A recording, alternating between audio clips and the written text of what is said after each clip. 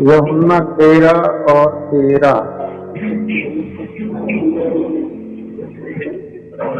तुम मुझे गुरु और प्रभु कहते हो। हम लोग प्रभु यीशु मसीह को कहते हैं गुरु और प्रभु। इसके आगे बढ़ो। और ठीक ही कहते हो। ठीक ही कहते हो, क्योंकि मैं वही हूँ। क्योंकि मैं वही हूँ। यीशु मसीह जब अपने अधिकार बताता है तो वो उसमें अपनी नम्रता नहीं बताता। जो वो है तो है। यीशु मसीह तो कहता मुझसे सीखो, मैं नम्र हूँ, मन में दीन हूँ। तो दीन को तो कहना चाहिए मैं काय का गुरु हूँ जी, मैं तो ऐसा ही हूँ। लेकिन यीशु मसीह का जब अधिकार बताने का टाइम आता है तो बराबर अधिकार बताता है। उसने कहा मार्ग सत्य जीवन केवल मैं हूँ और मेरे बिना कोई पिता के पास नहीं पहुँच सकता। तो बोलेगा यीशु मसीह तुम घमंड करते हो, तुम्हारे बिना और कोई रास्ता नहीं है क्या? वो बताइए नहीं है। हम है कि जब हमें अधिकार बताने हैं अपने तो वो कोई इसका ये मतलब नहीं है कि हम घमंड करते हैं। बताओ, नम्रता से बताओ। तो यीशु मसीह कहते हैं कि तुम मुझे गुरु कहते हो और बिल्कुल सही कहते हो, मैं तुम्हारा गुरु हूँ। अब पढ़ो लूका 6 अध्याय 40 पद। चेला अपने गुरु से बड़ा नहीं। अब हम लोग चेले हैं, गुरु हमारा यीशु मसीह। हम यीशु मसीह से बड़े नहीं हो सकते, सीधी बात। गुरु से बड़ा चेला कभी हो नहीं सकता। फिर उसके आगे बढ़ो। परंतु जो कोई सिद्ध होगा, जो सिद्ध होगा वो अपने गुरु के समान होगा, वो गुरु के बराबर होगा। हमको गुरु जो हमारा प्रभु यीशु मसीह है, इसके बराबर हमको होना है। जो सिद्ध होगा वो अपने गुरु के बराबर होगा। पहली बात, गुरु हमारा है सिद्ध। और दूसरी बात, हमें गुरु के बराबर सिद्ध बनना है। गुरु जो है वो ऐसा करना चाहिए भैया जो सचमुच में गुरु के लायक हो। और प्रभु जी लोग तो जो है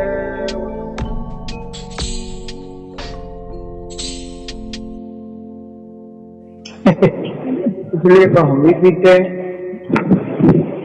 प्यारे यीशु सच्चाई है। गुरु जो है वो कैसा होना चाहिए, उसका पूरी जो जीवनी है वो हमारे प्रभु यीशु में छुपी हुई है। हालेलुया। तो हमारे गुरु यीशु मसीह की बहुत सी क्वालिटी है। जिन क्वालिटियों को हमें अपने अंदर पैदा करनी है। आमीन।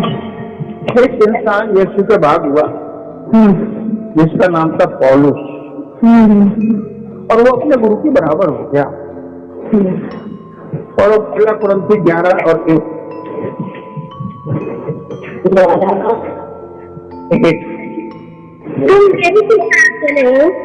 हाँ, तुम मेरी की चाल चलो जैसा मैं मसीह की चाल चलता हूँ। हाँ, ये छाती ठोक के बोलता कि मेरी जैसी चाल चलो, मैं मसीह के जैसी चलता हूँ। इसका मतलब है मैं अपने गुरु के जैसा बन गया हूँ, मेरे जैसे बन गया। आजकल मसीह क्या बोलता है, हम तो मत देखो, यीशु को देखो, हम तो इंसान हैं। अरे भाई ठीक है, इंसान हो, लेकिन कब तक रहोगे? कब तक रहोगे तुम इंसान भाई? पढ़ो इब्रानी 5 और 12।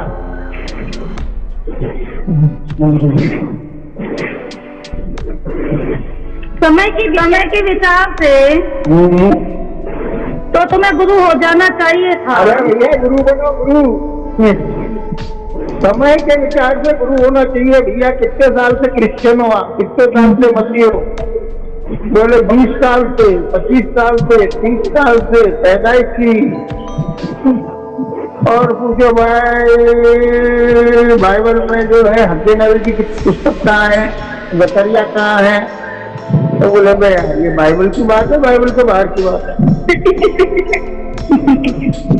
गुरु समय के हिसाब से हमको जैसे का जैसा हो जाना चाहिए। लेकिन अभी हम के बच्चे को बच्चे ही हैं।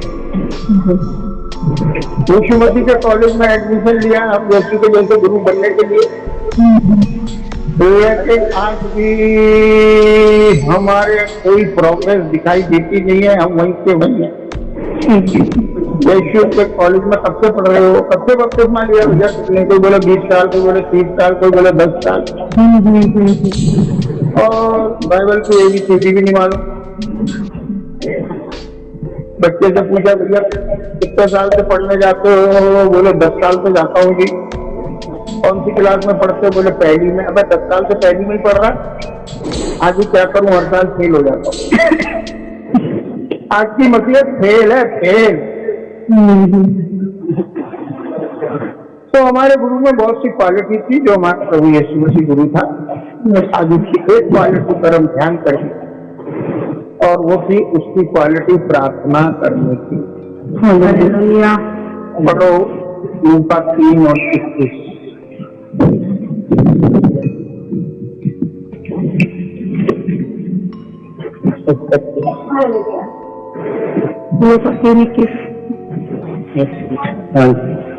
जब सब लोगों ने बपतिस्मा लिया, सब लोगों ने तो क्या लिया?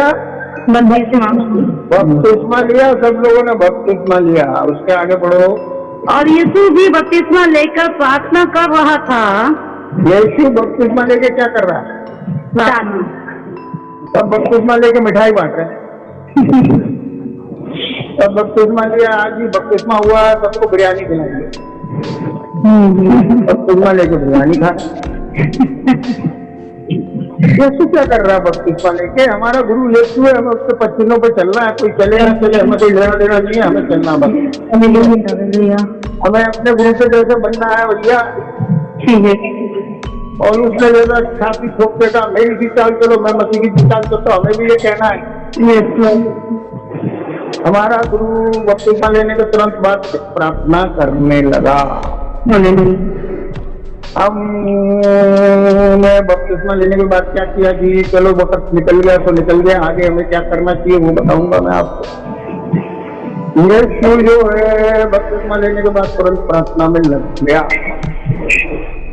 कोई तो मिठाई बांट रहे हैं, कोई कुछ कर रहे हैं, कोई कुछ कर रहे हैं। यीशु मसीह कहता हो जी घर जाके प्रार्थना करना, यहाँ क्यों कर रहे हो?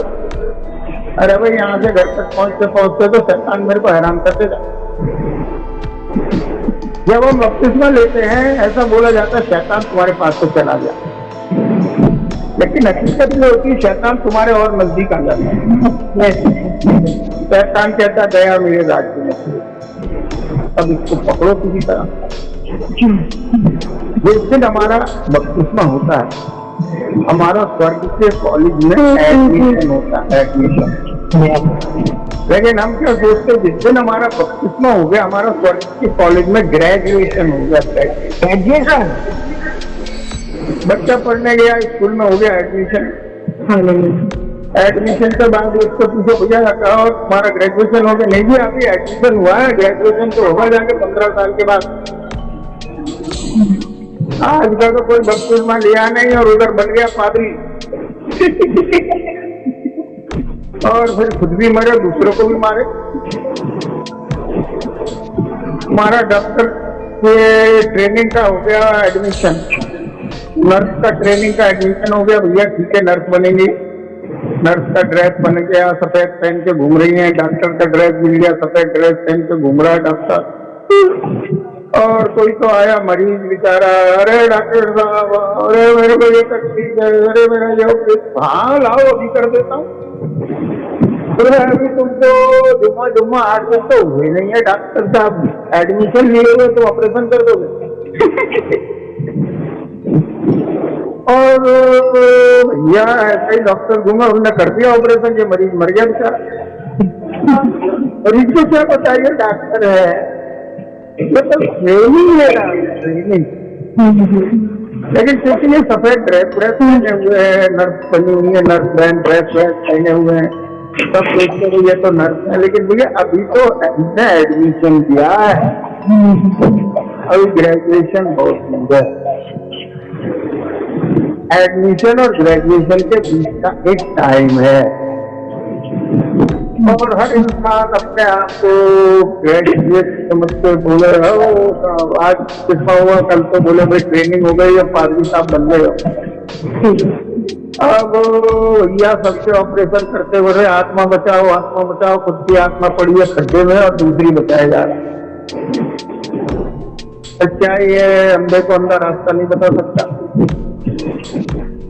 एक अंधे ने कहा मुझे रास्ता बताना, दूसरे ने बोला चल भाई बताता हूँ, दोनों गिर गए खड्डे में। वो बोले भाई गड्ढे में क्यों गिर गए? मैं तो अंधा था, एक सांप को देख कर अरे यार सॉरी मैं भी अंधा। अब है यार सुविधा, तुझे बोलना चाहिए मैं अंधा हूँ, तूने तो हमारे भी आंख पे तो अभी वो उनको सड़ाहट से छूटने का वादा करते, लेकिन वो खुद ही उसी सड़ाहट में। और दूसरा पत्र 2 अध्याय और 21 पर, दूसरा पत्र 2:21।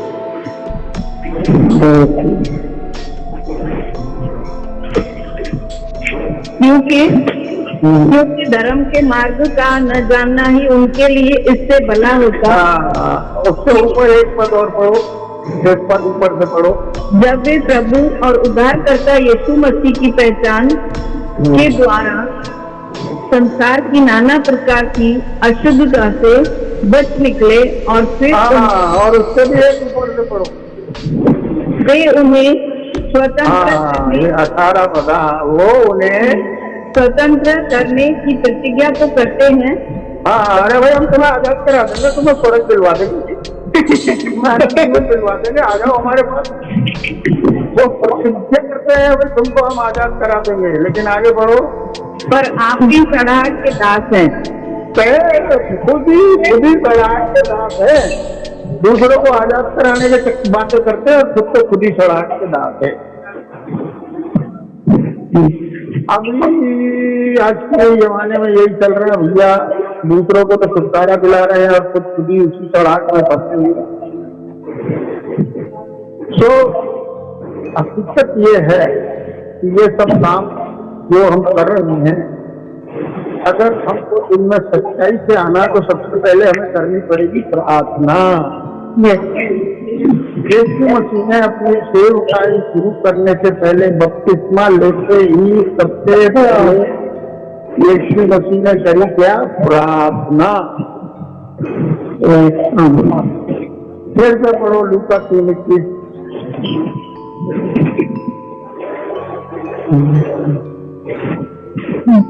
जब हाँ जी, और यीशु जी बपतिस्मा लेकर प्रार्थना कर रहा था। यीशु बपतिस्मा लेकर क्या कर रहा है? प्रार्थना। ढेरों बपतिस्मा लेकर पक्का। यीशु मसीह जहाँ बपतिस्मा लिया वहीं प्रार्थना उसने चालू कर दी। उसके आगे बढ़ो तो आगे खुल गया। क्या खुल गया? आकाश। बपतिस्मा लेके बहुत देने गए, आकाश सबके लिए बंद है, आकाश किसी के लिए नहीं खुला। बपतिस्मा लिया है जी, पहले से सूखे पापी बन गए गीले पापी, रहे पापी के पापी। बपतिस्मे के बाद जो आपको प्रार्थना करेंगे तो आकाश खुल जाएगा। आकाश को खोलने की चाबी है प्रार्थना। आपके घर के अंदर सब कुछ है, लेकिन घर की चाबी खो जाए। आप आ गए अपने फ्लैट से, चाबी खो गई, अब बाहर खड़े हो। क्यों बाहर खड़े हैं? अरे चाबी नहीं है। लोग मैं अपनी चाबी देता हूँ, इसको खोल। अरे इससे थोड़ी खुलेगा। अरे कौन साले की स्पेशल चाबी है? स्वर्ग खोलने की स्पेशल चाबी है जिसका नाम है प्रार्थना। हालेलुया। जो ये प्रार्थना नाम की चाबी लगाएगा उसके लिए स्वर्ग खुलेगा, और जो ये चाबी को नहीं लगाएगा उसके लिए स्वर्ग बंद रहेगा। हालेलुया। बपतिस्मा बहुतों ने लिया, स्वर्ग उसके लिए खुला जिसका नाम था प्रभु यीशु मसीह। उसके लिए स्वर्ग खुल गया। उसके आगे पढ़ो क्या हुआ। और पवित्र आत्मा शरीर के रूप में कबूतर के समान उस पर उतरा।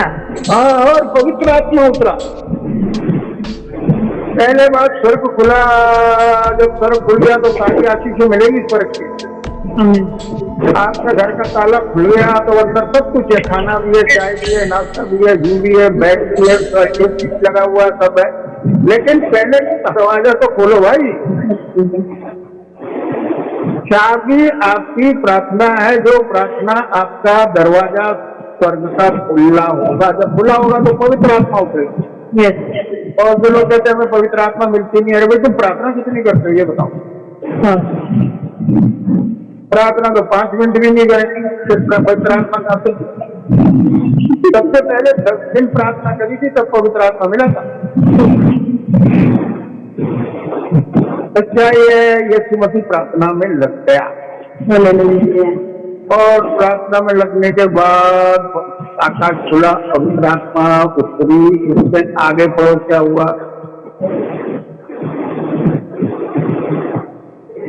और यह आकाशवाणी हुई, आसमान से एक आवाज आई, क्या?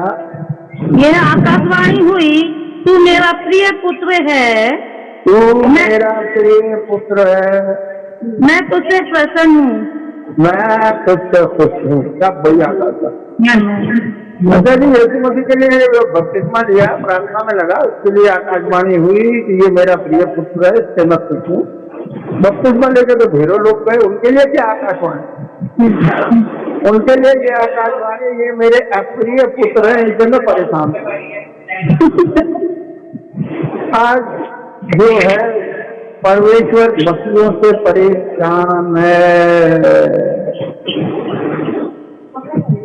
पढ़ो रोमियो 2:24।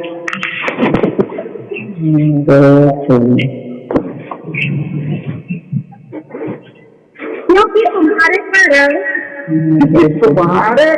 तुम्हारे कारण जो मसीह लोग है ना, उनके कारण। आगे पढ़ो। अन्य जातियों में परमेश्वर के नाम की निंदा की जाती है। अन्य जाति में यीशु का नाम बदनाम कौन कर रहा है? यीशु का नाम मसीह लोग बदनाम कर रहे हैं। ऐसे जान से ना मारूं तो मेरा नाम भी जॉन नहीं है।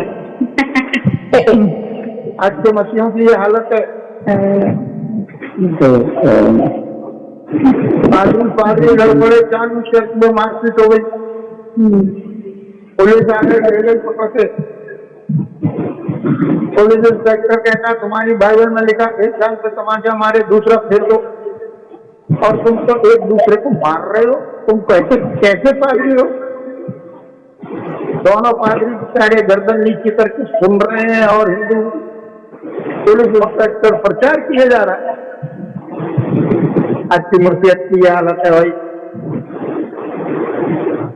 यीशु मसीह आज परेशान है मसीहों से, ना तो वो सुधरते हैं और ना जो है वो वापस हिंदू होते हैं। अरे भैया वापस भी हो जाओ यार तो अच्छा है। मसीह का नाम बदनाम होना तो बंद हो। नाम बोलते क्रिश्चियन, काम करते करप्शन।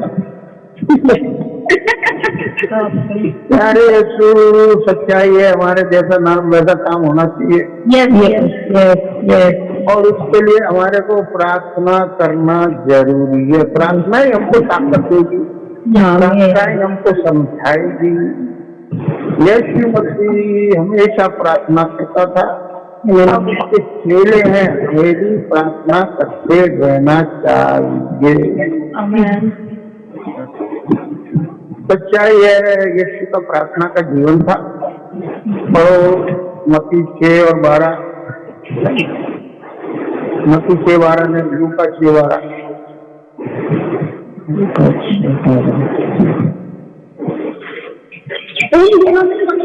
प्रार्थना करने गए, यीशु मसीह प्राण पर प्रार्थना करने गया, और परमेश्वर से प्रार्थना करने में सारी रात बिताई। कितना टाइम प्रार्थना करी? सारी रात। अरे भैया हम तो 1 घंटे भी नहीं कर सकते, 15 मिनट की भी बातें करवा लो हमसे, घंटों करेंगे। बात करने में तो एक्सपर्ट है, पानी भी करेगा, बातें तो घंटों करेगा।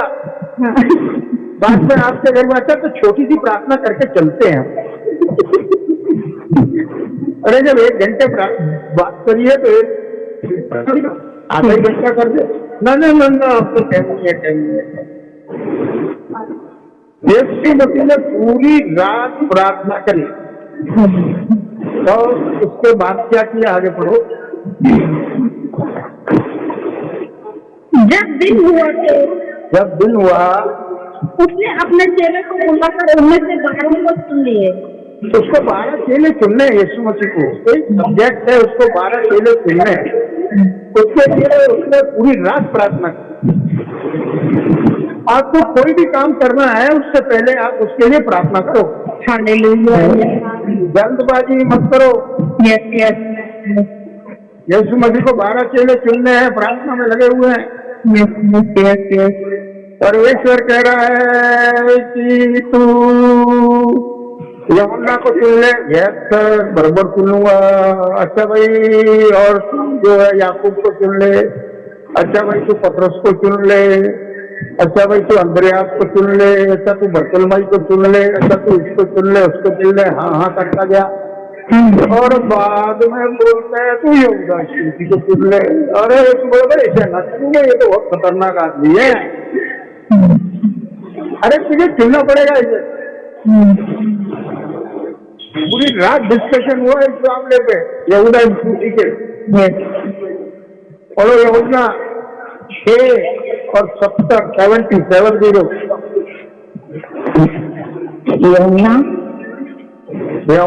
6 और 70। यीशु ने उन्हें उत्तर दिया, क्या मैंने तुम 12 को नहीं चुना? यीशु मसीह कहता है मैं तुम 12 को नहीं चुना, तो भी तुम में से एक व्यक्ति शैतान है। अरे शैतान को चुनता है कोई? शैतान को तो लात के बताओ, बेटा शैतान निकल जाए यीशु के नाम में। यीशु मसीह कैसा इंसान है, इसने शैतान को चुन लिया? तो बोले शैतान को क्यों चुना साहब आपने? अरे पूरी रात प्रार्थना करी इस चक्कर में मैंने। और परमेश्वर ने बोला देख भाई, अगर तू इसको नहीं चुनेगा, उद्धार का काम पूरा होना है, ये तुझे पकड़वाएगा। अच्छा आपकी तरफ से ऑर्डर है? परवेज हाँ मेरी तरफ से। अच्छा चलो चुन लेता हूँ। आपकी आज्ञा को मैं मानूंगा।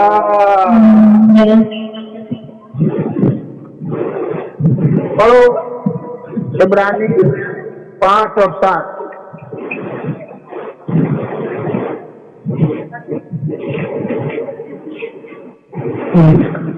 अपनी देह के दिनों में, अपनी देह के रहने के दिनों में ऊंचे शब्द से पुकार कर और आंसू बहाकर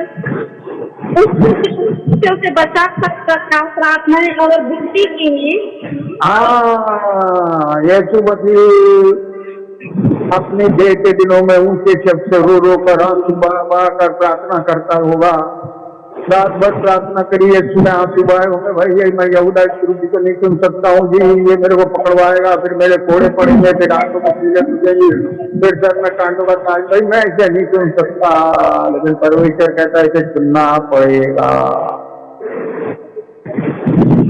और आगे पढ़ो। और भक्ति के कारण उसकी सुनी गई। हाँ आगे बढ़ो।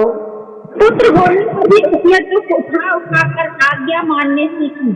हाँ ये तो परमेश्वर का पुत्र था, तो भी दुख उठा के ठीक है भैया, ये परमेश्वर आप कह रहे हो मैं सुन लेता हूँ, मुझे आपकी आज्ञा माननी है। प्रार्थना करने का ये मतलब नहीं है हमें अपनी आज्ञा परमेश्वर को मनवानी। प्रार्थना करने का मतलब है हमें उसकी आज्ञा माननी है, चाहे हमें कितना भी दुख उठाना पड़े। पढ़ो लूका और 22 और 41 लूका का 22 अध्याय 41। और वह आप उसमें अलग एक ढेला फेंकने की दूरी भर गया हाँ और घुटने टेक कर प्रार्थना करने लगा। हाँ आगे बढ़ो। चाहे तो इस कपटी को मार मेरे पास से हटा, इस कटोरे को मेरे पास से हटा ले, तू चाहे तो इस कटोरे को मेरे पास से हटा ले, तो भी मेरी नहीं तो भी मेरी नहीं परंतु तेरी इच्छा पूरी हो। तेरी इच्छा पूरी हो। मैं ये प्याला कटोरा पीना नहीं चाहता हूँ। इसको पीऊंगा तो मेरे 39 कोड़े पड़ेंगे, पांचों का ताज रखेंगे सर में, हाथ पैरों में कीले छूटेंगे, लोग मुंह पे छूटेंगे, तमाचे मारेंगे। लेकिन अगर ये कटोरा में नहीं पीता हूँ कोई प्रॉब्लम नहीं, इसलिए मैं ये पीना नहीं चाहता हूँ। फिर भी मेरी इच्छा नहीं परंतु तेरी इच्छा पूरी हो। प्रार्थना करने का मतलब ये नहीं है कि हम अपनी इच्छाएं पूरी करवाएं परमेश्वर से। प्रार्थना करने का ये मतलब है कि हम परमेश्वर की इच्छा को पूरा करें। ये यीशु मसीह आखिरी टाइम तक प्रार्थना कर रहा है। उसने प्रार्थना से अपना आत्मिक जीवन बपतिस्मा लेने के बाद शुरू किया। प्रार्थना करता रहा, रात भर प्रार्थना करता रहा। सुबह उठ के प्रार्थना करता रहा। 5 रोटी 2 मछली में 5000 को खिला के 12 टोकरे बच्चे और चेलों को जो है उनने सब पानी के रास्ते विदा किया, लोगों को उसने खुशकी के रास्ते विदा किया और खुद पहाड़ पे चले गया प्रार्थना करो। निरंतर प्रार्थना करो उसने कहा है। और प्रार्थना में अपनी मर्जी पूरी नहीं करनी, उसकी मर्जी। और यही लूका 21 और 36।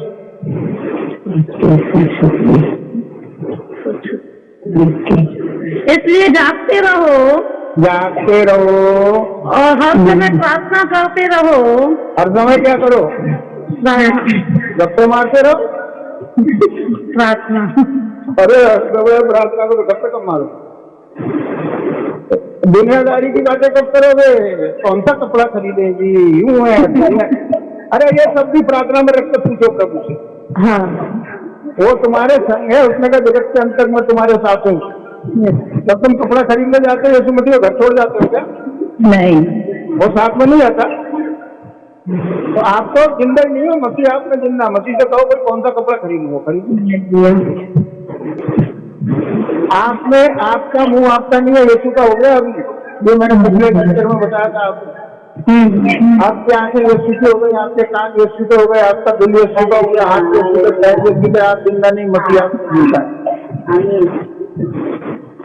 इसलिए आपको अपनी देह के द्वारा परमेश्वर की महिमा करनी है।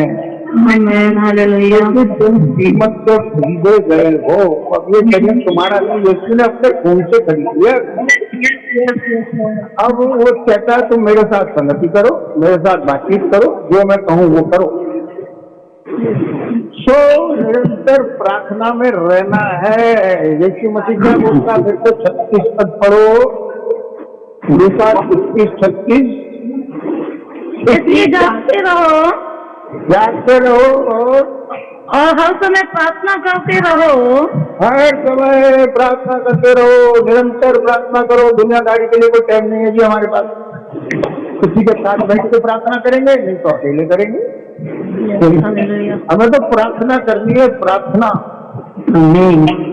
कहते हैं जो प्रार्थना करता है वो पाप नहीं करता, जो पाप करता है वो प्रार्थना नहीं करता। तो सारे काम करने की छूट है, लेकिन पहले करो प्रार्थना। तो करो, नहीं करो तो मत करो, कोई बात नहीं। सूर्या की पत्नी दिख गई, दाऊद को कोई बात नहीं, वो छत पे वो उसकी पत्नी देखने थोड़ी चला था, वो दिख गई अचानक से। अब प्रार्थना करो इस पॉइंट को। प्रार्थना करोगे तो क्या होगा? परमेश्वर कहेगा चक्कर में मत कर। 7वीं आज्ञा व्यभिचार मत कर। 10वीं आज्ञा पड़ोसी की पत्नी का लालच मत कर। बेटा 2 आज्ञा तोड़ेगा। परमेश्वर को मालूम है कि ये प्रार्थना नहीं करेगा, क्योंकि अगर ये प्रार्थना करेगा तो पाप नहीं करेगा। अदन की वाटिका में आदम तो पास पत्नी आई, आदम को कहना कि तूने फल खा लिया, तू जान भाई शाम को परमेश्वर आएगा, अपन बात करेंगे, तब परमेश्वर कहेगा तो मैं खाऊंगा। शैतान आया तो हवा को कहना चाहिए भैया मैं तो परमेश्वर से बात करके तुमको कल जवाब दूंगी, खाऊंगी कि नहीं आज। प्रोग्राम कैंसिल ना करने के बजाय पोस्टपोन करती हो कल के ऊपर, तो क्या फल खाती हो? नहीं खाती। इसलिए जल्दी कर ले, जल्दी कर ले। इस बात के लिए क्या प्रार्थना करने की जरूरत? ऐसे स्टाइल का कपड़ा सिलाना है, उसके लिए प्रार्थना करने की क्या जरूरत? प्रार्थना करेंगे तो यीशु मसीह कहेगा क्यों होगा, फिर वो होगा। तो यार लोग हमको क्या कहेंगे? लोग हमें कार्टून कहेंगे यीशु मसीह। हमें तो ढंग से रहना है। सच्चा ये है, हर बात हमको यीशु से पूछ कर करनी है, क्योंकि अब हम जिंदा नहीं है, मसीह हमें जिंदा है। और ये हर बात उससे पूछने का मतलब ही यही है कि हर समय हमको प्रार्थना करनी है। हर समय चलते चलते करो प्रार्थना। आपके मन में पाप आएगा तुरंत प्रार्थना करो। कहाँ तक सच है कहाँ तक झूठ है भैया? सुनी हुई बात बोल रहा हूँ मैं। 2 आदमी सड़क क्रॉस कर रहे थे, एक प्रभु का भक्त था, उसने तो सड़क के बीच में ही प्रार्थना चालू कर दी। दोनों तरफ से ट्रैफिक था, इधर की गाड़ी इधर रुक गई, उधर की उधर रुक गई। और बाद में सब लोग तो उसे बुरा भला कहें तो कहें, ये तो बेचारा बाहर गिरा सड़क छोड़ के जब किनारे आया, इसका प्रार्थना था वही उसे बुरा भला कहने लगे। अबे तेरे को प्रार्थना करनी थी, इस तरफ आ गया करता, बीच सड़क में क्यों कर? बोले पाप आ गया था दिल में, पाप। और उसी वक्त में पाप आया दिल में, उसी वक्त यीशु मसीह आ जाता तो क्या होता? मैं तो नरक में चला जाता। पाप मन में रख के मैं 1 मिनट भी जीना नहीं चाहता हूँ। अब इसमें कितनी सच्चाई है ये खुदा जाना। सुनी हुई बात आप सुनता, उसकी जगह अगर मैं भी होता तो भैया सड़क के किनारे ही आके करता प्रार्थना, मैं बीच में नहीं करने वाला। सच्चाई है भैया, हम गहराई में कर। बाकी अगर उसने सचमुच ऐसा किया भी है किसी ने, तो उसके लिए भी प्रभु को धन्यवाद। एक भाई है, 2 बच्चे की फीस भरने गया स्कूल में। उस बच्चे का नाम है स्टीफन। 4वीं क्लास में बच्चे को ढूंढ रहा है, भाई मेरे बच्चे की फीस भरने आया हूँ स्टीफन की। 4वीं क्लास का मास्टर क्या बोलता है? अभी यहाँ तो कोई स्टीफन नहीं पढ़ता है। एक लड़का बोलता है साहब एक स्टीफन लड़का 5वीं में पढ़ता है। बोले तुम्हारा बच्चा 5वीं में तो नहीं है? अरे साहब हो सकता है शायद। अबे तुम कैसे बाप, मतलब यही नहीं मालूम तुम्हारा बच्चा कौन सी क्लास में? 25 में 5वीं में निकला जाया, उससे फीस भर के आई। उसके बाद घर में आकर उसने धन्यवाद दिया प्रभु, प्रभु तेरा धन्यवाद, मेरे को ये नहीं मालूम मेरा बच्चा कौन सी क्लास में। क्योंकि उनका घर का ये दस्तूर है। उसकी पत्नी कहती है बस तुम नौकरी करो और प्रार्थना करो, कुछ मत करो, दूसरा सब काम मैं संभालूंगी। तो सब काम ये पत्नी संभालती है, लेकिन किसी कारण से उसको जाना पड़ा फीस भरने के लिए। क्या ये है ये प्रभु? हमें तो खिदमत दीवाना हो जाना, खिदमत हो जाना। तो यीशु मसीह ने अपनी प्रार्थना से सेवकाई शुरू करी बपतिस्मा में लिया तब, और उसके बाद क्या किया उसने? बीच में पूरी जीवन भर प्रार्थना करता रहा। वो हमारा गुरु है, हमें भी ये काम करना है। हालेलुया। और इसके बाद यीशु मसीह क्रूस पे चला गया, वहां भी प्रार्थना कर रहा है, मरते मरते भी प्रार्थना कर रहा है। क्या गजब की बात है, पिताजी ने क्षमा कर, ये जानते नहीं ये क्या करते हैं, प्रार्थना चालू है। मरते मरते भी यीशु मसीह ने प्रार्थना करी। हमें भी मरते मरते भी प्रार्थना करना चाहिए। अच्छा जी, अब यीशु मसीह मर के जिंदा हो गया, तो स्वर्ग में चला गया, अभी स्वर्ग में क्या कर रहा है इसमें? प्रार्थना। पढ़ो रोमियो 8:34।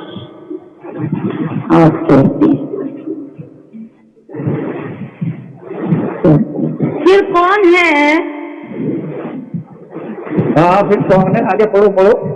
जो दंड की आज्ञा देगा? जो दंड की आज्ञा देगा मसीह ही है, मसीह ही है, जो मर गया जो मर गया, वह मुर्दों में से जी भी उठा मुर्दों में से जी भी उठा, और परमेश्वर के दाहिनी ओर परमेश्वर की दाहिनी ओर और हमारे लिए निवेदन भी करता है। हाँ, यीशु मसीह आज बाप के दाहिनी ओर मजा नहीं कर रहा है, वो हमारे लिए निवेदन कर रहा है। यीशु मसीह आज की तारीख में भी प्रार्थना कर रहा है। दो पद बोलते हैं ये, यीशु मसीह आज भी हमारे लिए प्रार्थना कर रहा है। रोमियो 8:34 और इब्रानी 7:25 में भी यही बात लिखी है। यीशु मसीह आज भी हमारे लिए प्रार्थना कर रहा है। यीशु मसीह अभी फ्री नहीं हो गया, यीशु मसीह अभी भी प्रार्थना करता है। हालेलुया। तो हमको भी प्रार्थना करनी चाहिए। अभी प्रार्थना करने में शैतान जाएगा पड़ेगा। तो एक राइटर है प्रार्थनावादी, वो 40 साल से प्रार्थना कर रहा है, 40 साल, और 40 साल का उसका अनुभव है शैतान क्या क्या काम करता है आपको प्रार्थना करने में, कैसे कैसे रुकावट पैदा करता है और वो कैसे उसको जीत पाता है। सबसे पहली बात वो बोलता है शैतान प्रार्थना करने में लाता है इंटरप्शन, रुकावट लाएगा, रुकावट। आप खूब मजे से बात कर रहे हो, कुछ कर रहे हो, कोई आधा नहीं, आप बोले अगर चलो प्रार्थना में बैठा, फट से कोई आपकी घंटी बजे, अरे यार कौन आ गया, कौन आ गया, चलो वैसे नहीं था, सब कर फिर गया प्रार्थना करते। प्रार्थना करेंगे आपको रुकावट आएगी। शैतान प्रार्थना पसंद नहीं करता है। जिस वक्त आप प्रार्थना करेंगे मोबाइल जरूर लेंगे। मेरा तो 100% का एक्सपीरियंस है। प्रार्थना चालू करो और मोबाइल चालू, और तो कभी तो पत्नी के साथ और सबके साथ करो, मोबाइल चालू। मैं नहीं उठाता हूँ, मैंने बोलो मिस कॉल होने दो, हमारा फ्री है, बाद में देखेंगे। क्योंकि ये शैतान है, फिर भी इंटरप्ट तो हो जाता है, शैतान दिल में डालता, देख तो ले कम से कम किसकी मिस कॉल है। अरे भैया मैं देखूंगा, सीधी बात। इसको बोलते हैं इंटरप्शन, रुकावट। शैतान प्रार्थना करते वक्त रुकावट डालेगा। एक बहन बहुत ही एजुकेशन में ऑफिसर थी, और उसको मैं, हम लोग प्रेयर करते थे, एक एक घंटे की प्रेयर अपने अपने घर में करते हैं। तो जो टाइम में बोले वो बोले इसमें मैं कर नहीं पाती, इसमें मैं कर नहीं पाती। मैं कहा भाई प्रार्थना, अगर आपको हमारी स्टेज प्रेयर में जुड़ना है तो आपको ये प्रार्थना करनी पड़ेगी। क्यों? जब दूसरे घंटे होंगे उसमें दूसरे लोग आपके लिए करेंगे। इस तरह 24 घंटे आपके लिए प्रार्थना चलेगी, और आप 24 घंटे जो ये लिस्ट है इनके लिए प्रार्थना करोगे। और अगर आपको वो कोई भी टाइम सूट नहीं करता है तो मतलब जरूरी नहीं है कि जो इस सर्कल में प्रार्थना करेगा वही प्रार्थना होती है, और आप अपने ढंग से करो। ठीक है, कैंसिल हो गया तो प्रोग्राम उसका। तो बहन तो एक हिंदू के घर में गई, उसको काम था, उसके बच्चे को बोला बेटा पप्पा से बोलना मेरे को काम है। अरे आंटी क्या बात करती, आप बैठो, पप्पा अभी पूजा कर रहे हैं, पूजा में से उठता है क्या कोई?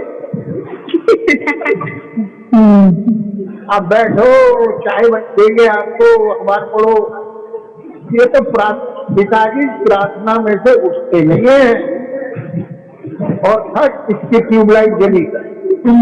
एक हिंदू आदमी मूर्त के आगे बैठा है, वो उठने को तैयार नहीं। हम बोले हम जिंदा यीशु मसीह से बातें कर रहे हैं, और उनको फट उठ जाते हैं। उससे बात करके आई वो, सीधे बाद में उठा बात कर, गुरु ने मेरे से कहा 24 घंटे में कोई भी टाइम ब्रदर आप मुझे दो, और मैं उस पर प्रार्थना करूँ। Thank you Lord. अगर आप दिन का टाइम भी दोगे, मैं चपरासी को बिठाऊंगी गेट पे, मेरे दरवाजे पे, किसी को नहीं अंदर आने देगा, बोलेगा तो मैडम का प्रार्थना का टाइम है। इस तरह से उसने प्रार्थना चालू करी। ठीक है। प्यारे मसीह, ये सच्चाई है बात। शैतान प्रार्थना में रुकावट पैदा करता है। इसको बोलते हैं वंडरिंग थॉट, आपके इधर इसको बोलते हैं इंटरप्शन, आपके लिए रुकावट आएगी। एक प्रकार का एक्सपीरियंस है, मैंने किताब में पढ़ा जो आपको बता। अब इसके लिए क्या करना, आपको टाइम फिक्स करो अपना।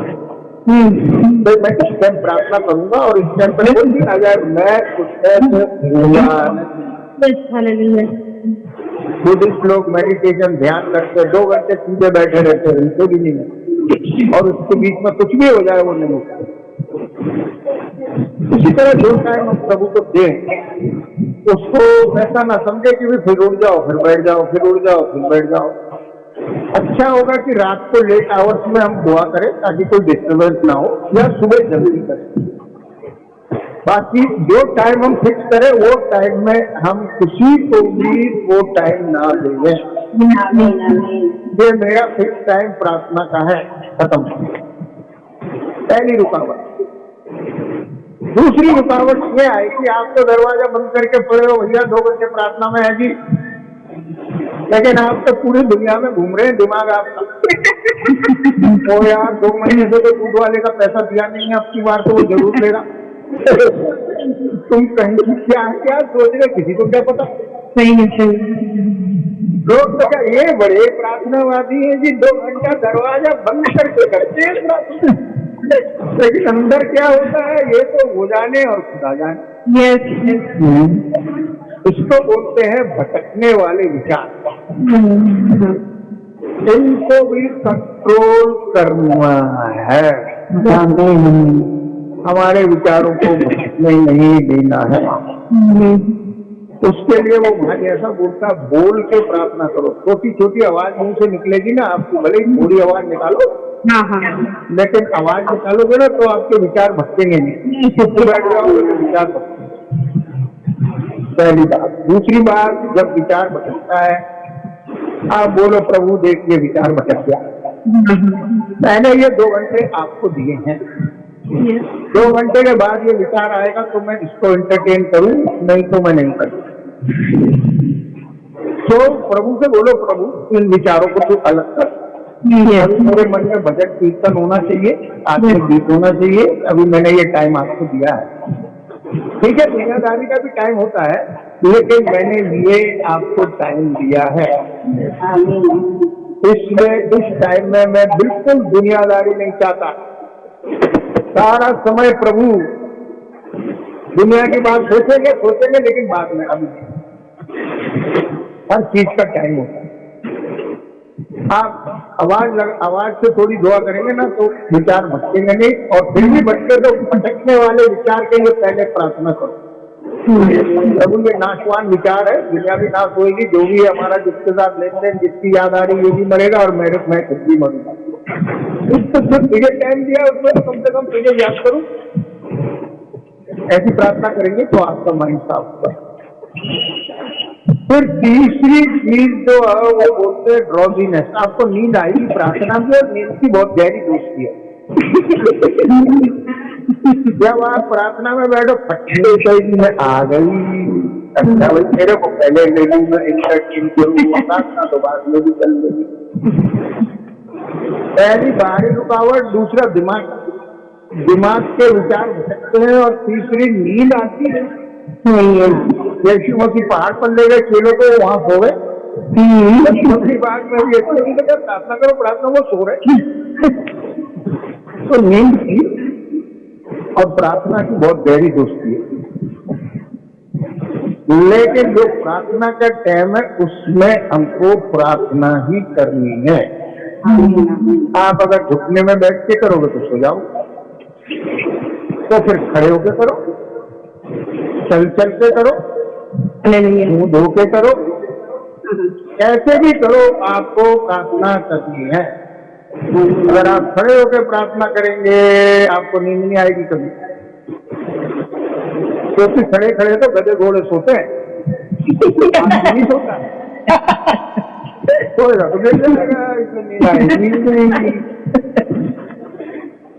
बड़े बड़े अनुभव भी हुए हैं जिन्होंने लंबी लंबी प्रार्थनाएं करी है, उनके अनुभव पढ़ता रहता हूँ मैं। ये बातें इसलिए मैं आप लोग को भी बताता हूँ कि जब आप तक कितना टाइम प्रभु को दिया वो बराबर प्रभु के साथ खर्च करना चाहिए। तो हमारा गुरु प्रभु यीशु मसीह है, हम उसके चेले हैं।